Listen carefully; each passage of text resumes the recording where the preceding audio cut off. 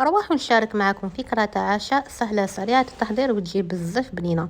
عندي لهنا بلونت بوري قطعته إلى مكعبات، ضفت عليه الملح والتوابل اللي نخليهم مذكورين في الفيديو، مع عصير تاع نص حبة ليمون، ودرت تاني كمية تاع الزيت. هنا كنت ضفت فلفل الكحل على خاطر كنت نسيته في التوابل.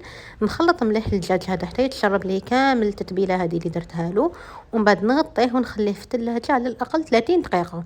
يعني إلا كنتم مزروبين 30 دقيقة، إلا كنتو ماشي مزروبين خلوه ساعة ولا ساعتين حتى يتشرب كامل التوابل هذوك. وهنايا كنت حكمت حبيبات تاع البطاطا، قشرتهم وقطعتهم على شكل فريت، تكون شويه خشينه هكا باش ما تذوبلكمش كي تكونوا طيبوا فيها.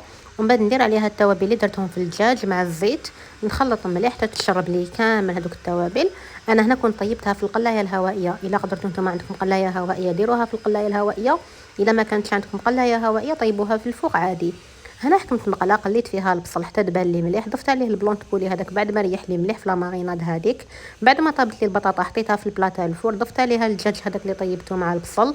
ومن بعد هنا كنت خدمت انصوص فروماجا، وين كنت خلطت كميه تاع كريم فريش مع زوج مغارف كبار تاع فروماج يكون طري، ملح وفلفل الكحل، نحطهم فوق النار حتى يعقدوا لي. ومن بعد نفرخهم فوق الخليط هذاك تاع البطاطا والدجاج.